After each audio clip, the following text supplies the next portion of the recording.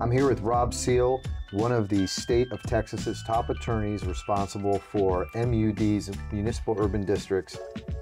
He is an interesting attorney because to be a lawyer and to be able to stand on a piece of property and see the transformation into a community where people can live and enjoy a great time in terms of a great lifestyle, be part of Houston, you are the lawyer that makes all these things happen. So thank you for being here on the show. It's my pleasure. Happy to be here. Thanks for having me. Yeah. So tell me a little bit about yourself. I know that you went to NYU. You have a degree in law from Montana University.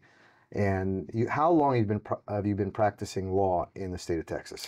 In the state of Texas, I came back for good in 2013, so a little over 11 years ago. I grew up in Texas, in Houston, and lived all over the country for several years before coming back a little over a decade ago now. Right. So municipal urban districts, they are something that is foreign to most people. They don't understand what it is, and it's a pretty unique type of mechanism, legal mechanism that we have here in the state of Texas that allows for the development of master plan communities. Can you tell me a little bit about what a municipal urban district is? Sure. MUD specifically and water districts in general are essentially governmental entities that are creatures of Texas state law that allow for a certain type of financing mechanism to occur whereby a private developer essentially makes very, very large capital expenditures to put all of the public infrastructure in to serve the development that is underway, that is their project. And in turn, through the MUD, bonds can be issued to reimburse the developer for those public infrastructure costs, or another way to say it is to purchase the public infrastructure that the developer has put in on the district's behalf from the front end. So you're essentially saying a developer will come out, let's say he buys a piece of property, then the developer needs to find the funding to put in the water, sewer, utilities, all the infrastructure in order to create this community. But then once the homes are built, eventually the developer gets the money back through this district, the MUD? That is exactly correct. I couldn't state it any more succinctly or clearly than that. And at the end of the day, that core infrastructure, our water facilities, sanitary sewer, drainage, roads, and parks, the developer can count on this system to get those costs reimbursed, and thus obviously turn around, put those reimbursements into their pro formas, and then effectively sell either developed lots or completed homes to the home builders or end users at a lower price. It's really the mechanism by which Texas in general and the Houston area in particular has over time been such a relatively affordable place to live. Right. It's very efficient because eventually what ends up happening is through these bonds, the homeowners pay back these infrastructure costs. So that makes it more affordable for a developer to come out and buy land and develop property. Correct. So much so that over time, it is actually very difficult, certainly in Southeast Texas any longer, to be competitive, certainly in the single-family residential market, without the water district financing mechanism behind it. Because in all likelihood, the guy right down the street is using a water district, and if you're not, you are just by definition and automatically from the front end at a competitive disadvantage. In other places, even specifically other countries, you would see that the municipality would come out and put its own money and invest in building this infrastructure, and it wouldn't be a private developer. How did it end up happening here in Texas that there's this kind of marriage between a private developer putting out its own capital? When did this all start, and who came up with these ideas? Well, it really goes back roughly to the 1960s when Houston was experiencing extraordinary growth. There was an oil boom. NASA had come into play. Lots and lots of people moving to Houston, and the city of Houston couldn't keep up with building the infrastructure fast enough to house these folks who were coming in great numbers. With very few exceptions, we're very fortunate that influx has continued over time. But the beauty of it is, and you're right, the way most cities grow is by extending its own infrastructure at its own cost, perhaps not very efficiently, and certainly not in a market responsive, timely manner, usually. The beauty of this is when a MUD is created over a specific piece of property, and it is going to be the financing vehicle for that infrastructure, the city's existing taxpayers are not burdened by that new development, as they would be if the city were extending its own utilities.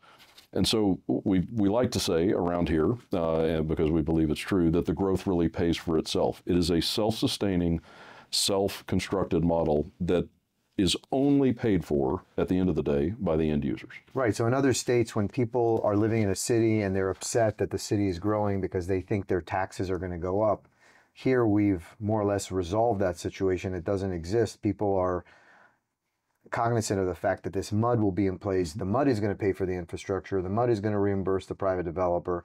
And anybody living in town who's worried about people moving in and their costs going up and being hamstrung by high taxes is more or less relaxed. You don't have that kind of anxiety. There is no effect of a new development on existing residents' tax bill costs, et cetera. In effect, a water district is created, and the new residents that are coming into that district have agreed to tax themselves for that new development and those amenities that are being constructed on their behalf. Right. But no effect on their neighbors down the road who've been there for 10 or 15 years. Right. So now we know what a MUD is. Basically, it's a mechanism for a private developer to get reimbursed for its infrastructure costs. The homeowners end up paying it. It's on their tax bill.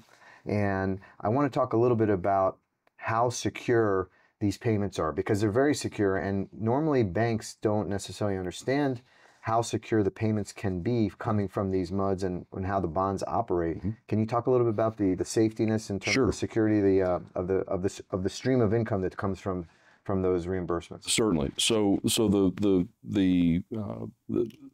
the pace and manner of development, of reimbursement for development infrastructure, obviously comes through the issuance of the MUD bonds themselves. Mm-hmm.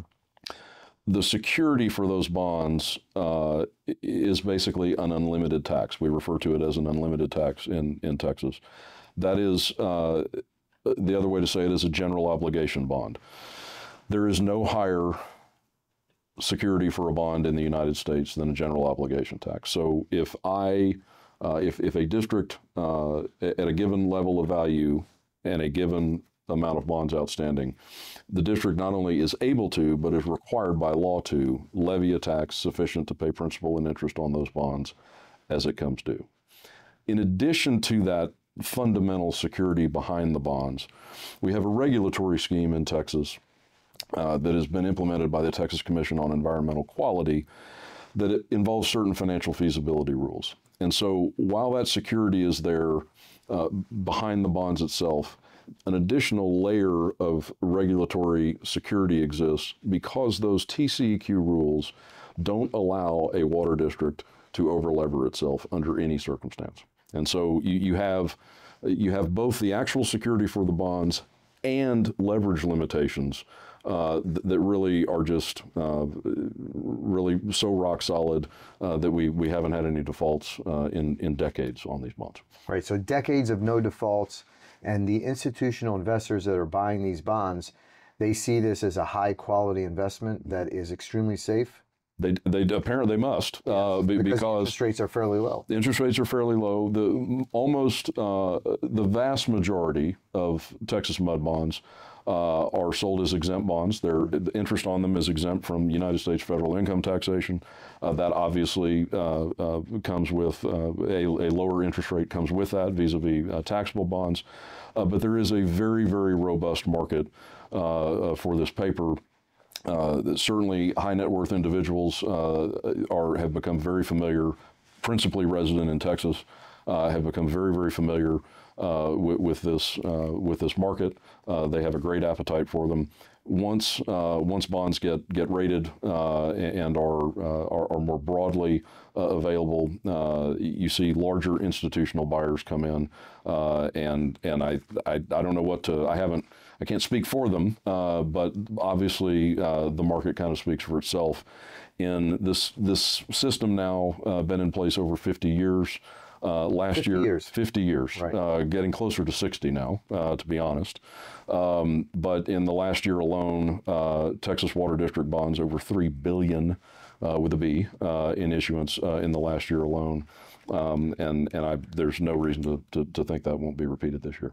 Well, that's great news because that's going to continue to allow the growth to move forward in Houston. So, as a developer, you're counting on this stream of income coming from the MUDs. What's a typical time frame that a developer could expect to, when do they actually get the money back for the infrastructure? It all depends on the pace of development. And so one of the beauties of Texas's system and the TCQ regime is that it is purely a performance-based model. And so the faster a developer puts taxable value on the ground, the faster we can issue bonds to reimburse for that infrastructure. And so the typical rule, very ballpark rule, there are exceptions to this, is we have basically a 10% leverage rule. So for every 10 million US dollars in taxable value put on the ground, we can issue $1 million in debt. Some cost of issuance to that, obviously, but it's all about pace. There's if a developer takes 20 years to build the project out, it's going to be 21 years roughly, right, to get those to get all those infrastructure costs back. If the developer takes 5 years to build a project out, probably just about 6 years to get all that money back. There's usually, roughly speaking, about a year lag at full development. Once that value is there, we can go issue the final bonds based on the value that's on the ground and get them reimbursed. So when the developer builds these homes, he's got to put the homes on the ground. That's the taxable value. So for every $10 million that the developer ends up having in his community, so $10 million could be 30 or 40 or 50 homes, then the MUD can issue the bonds to reimburse the developer for the money that they put in the ground for the water, sewer, and utilities. And you said, more or less, is it about $1 million or $2 million for every 10 million? $1 million. So the rough rule is 10% leverage. Okay. And so, which easy math, for every $10 million in taxable value that the developer puts on the ground, we can issue 1 million bonds for reimbursement. Right, and this process has been around for, you said, over 50 years? It really is. It's getting closer to 60 years now. The TCQ regime that has been laid over the top of it, that really has put a finer point on everything, is now getting close to 30 years old. So, but the market's been around for over half a century. Yes. Right.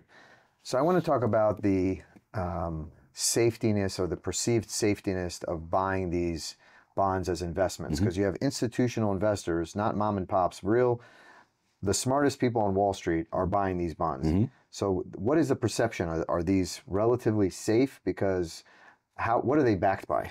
Well, they must be safe, right? Or the market wouldn't be so robust for them.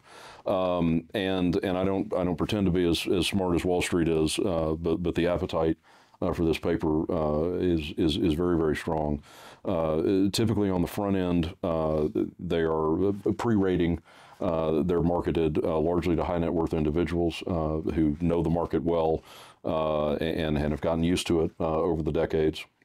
Once bonds get rated, they are typically, you typically see larger institutional buyers come in and either holding or remarketing this paper to individuals. The couple of reasons for the security. One is, almost without exception, Texas MUD bonds are what we refer to as unlimited tax bonds, meaning they are backed by the governmental entity, the MUD's ability to levy an unlimited tax to pay principal and interest on the bonds. That is the highest pledge that we can make in the United States. If real property is securing this. The value of the real property, right. Exactly, and the tax on that value there's no higher pledge. We'd do better if we could, but we can't. And so that unlimited tax pledge, if you talk to a water district banker, they would say that's as good as it gets. In addition, to the pure security for the bond, the regulatory regime that has been laid over the top of Texas water districts via the TCEQ financial feasibility rules effectively prevent any individual district from ever over levying. And so we talked about that general 10-to-1 rule. Once an investment grade rating comes around, you're limited by what the market will bear, 12, maybe 13%. But at the end of the day, it is that prevention against over leverage at the district level and that incredible tax-backed pledge that is what makes these bonds so secure.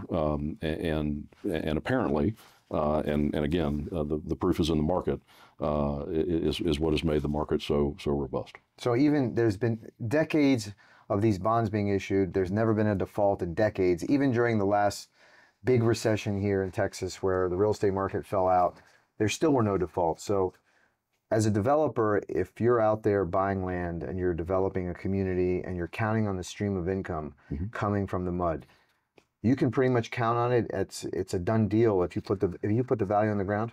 But pretty much. I mean, the last time there was a default in this market was in the wake of the late '80s oil crash, and there were some defaults at that time.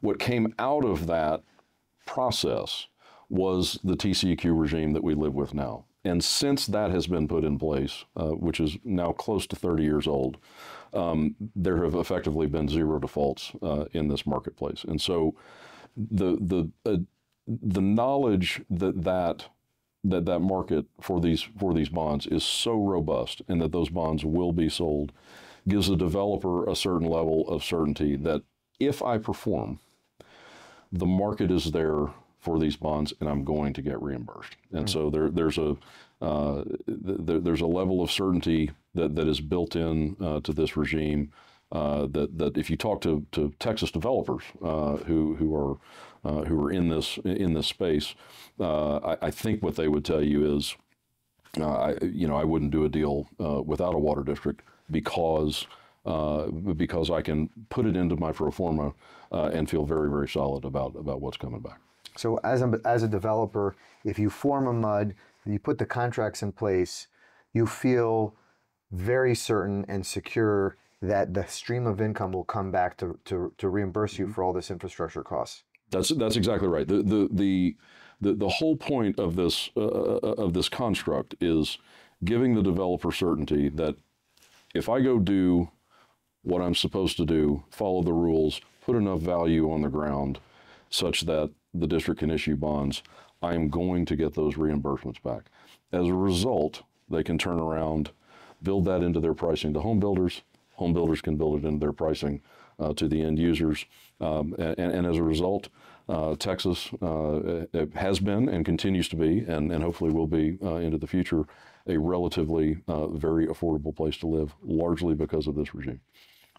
We have in the state of Texas some of the largest single-family master plan community markets in the country. People don't realize that the city of Houston, or the Houston MSA, there are more than 40,000 new homes built in Houston. That's about the same as the entire state of California, just in the Houston MSA.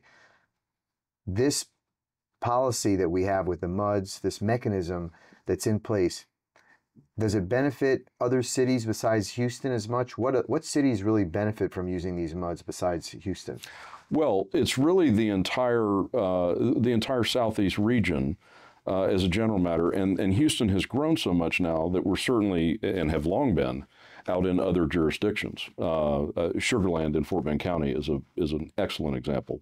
They're now used really all over the state. They're used in Central Texas in the Austin area, also now to a certain extent in the Dallas-Fort Worth area. But the true benefit of them is in part what you said. Yes, can it benefit cities? But the real benefit goes back to the numbers that you just spoke of. The fact of the matter is that with the private capital that is put into these deals, Texas, because of this model, can service its market in a way and do so more efficiently, more quickly, more nimbly, and at the end of the day, more economically than you can in other places. The fact that this construct and this program is in place allows a developer to go out and say, okay, there's a huge demand for X, Y, or Z in this market. I am going to go do this project with the knowledge that if I perform, I'm going to get this infrastructure cost back. That certainty and that ability to use private capital and private professionals to manage this rather than relying on a big, huge governmental being to try to pull it off that quickly, that efficiently. It is that flexibility and sort of nimbleness that allows Texas to sort of keep, as best we can, keep up with the demand for housing. Because as long as people are going to keep moving here, and we're thrilled that they are, we have to find places for these folks to live. Affordable places. Affordable, and if we don't build any new homes, the price is going to go through the roof. I mean, this is what happens. It's important for the economy. It's very important for the economy. At the end of the day, people come in, and yes, there are wonderful high-paying jobs in medicine and oil and gas and everything. However, if you're going to have a proper society, you need all of the people and the places that come with that. You need the teachers, you need the firefighters, you need everyone. Folks need a place to live. Some people want to live closer to the city. Some people want to live in the suburbs. Some people want a large house. Some people want a small house. Some people want something in between. School districts, all of this matters.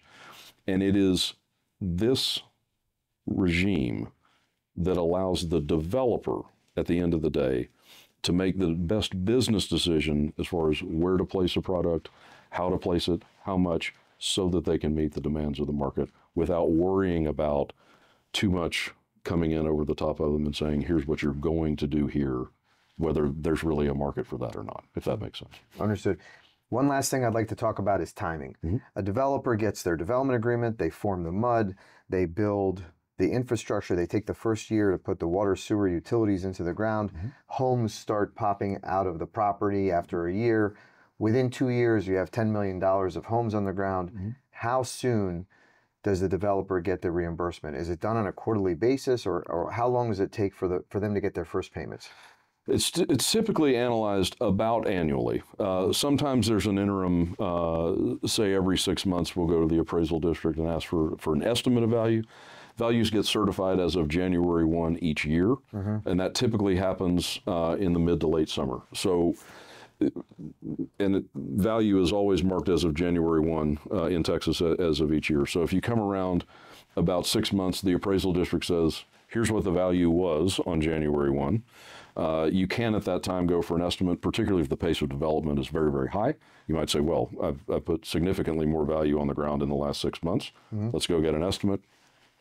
Once you have a marker on the value, whether certified or estimated, and depending upon the type of facilities we're financing, you're looking at usually about a 3 to 6 month process to where the bonds are approved, issued, closed, and reimbursement goes out the door. So roughly, depending on where you've marked your value, call it 6 months afterwards. Right, so this is a reliable process with a timing that you can put in your pro forma, and you can say, I'm fairly certain it's going to come in this month, in this amount, and the developer can rely on that. And then when they go to an institution or an investor and say, hey, I've got this project, I know I'm going to get reimbursed in October of 2026 for this amount, they'll say, how do you know that? Say, we know how much is going to be on the ground, what the value is. We have the builders building the homes. Mm-hmm. We can see them coming up out of the ground.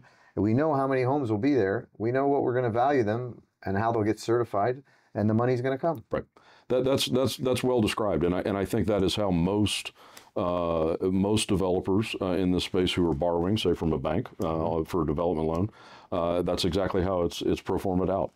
And really, once the deal gets up and running, and assuming the pace of development keeps going with relative regularity, we're in the market just about annually. It starts to become fairly consistent. In other words, values get certified here. We start to put the bond issue together, and we're trying to get folks paid. Again, assuming the value's coming online, we're trying to get folks paid generally about the same time on an annual basis until it's like it becomes a machine. It just Pretty it's much. a process. It continues on and on and on. Pretty much. And so since the value certification process is an annual process, what follows is that the bond issuance process is roughly an annual process. Now, certain deals can go very, very fast. When they do, we might issue twice a year. Again, it's all about pace. But in a typical deal in the development cycle, when things are going on, we're trying to issue really roughly on an annual basis. Okay, well, thank you. Today we learned so much about MUDs. Thanks for explaining how they work, how safe they are for the investors, how reliable they are for the developers, how they're extremely efficient for growth of new master plan communities, and the timing, which is very reliable for developers. So it's an interesting mechanism, and thanks for sharing all your thoughts. Thanks for having me. Enjoyed it. Appreciate it.